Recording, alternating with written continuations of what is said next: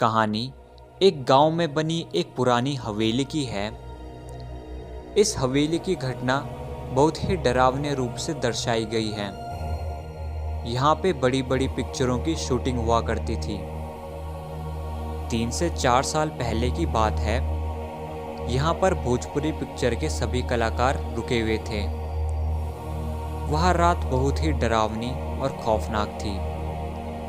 सभी कलाकार में से एक अलग दोस्तों का समूह था, जिसमें राम, राजू और मुकेश थे। एक बार मुकेश किसी काम से 1 महीने के लिए शहर जाता है। उसके बाकी 2 मित्र उसे जल्द आने को कहते हैं।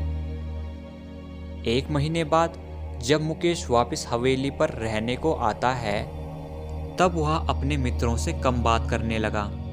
यहाँ तक कि वह उनसे मिलता भी नहीं था और वे अपने काम में कम रुचि दिखाने लगा।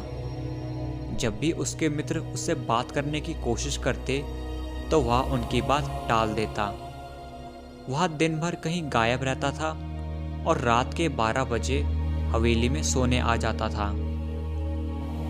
उसे अपने घर से आए हुए केवल 6 दिन हुए थे कि एक दिन उसका भाई उस हवेली में आ पहुंचा। मुकेश के मित्र ने मुकेश के भाई से पूछा कि उसे क्या हुआ है। वह केवल रात को सोने ही आता है।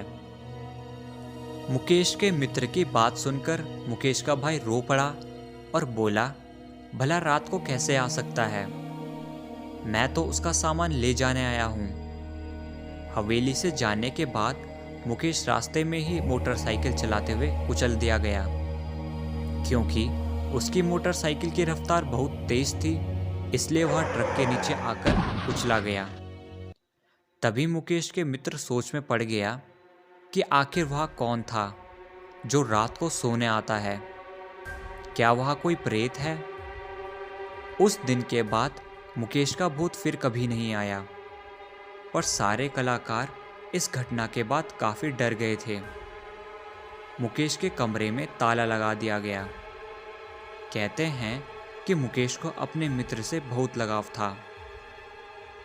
इस घटना के बाद कोई भी पिक्चर की शूटिंग इस हवेली में नहीं हुई।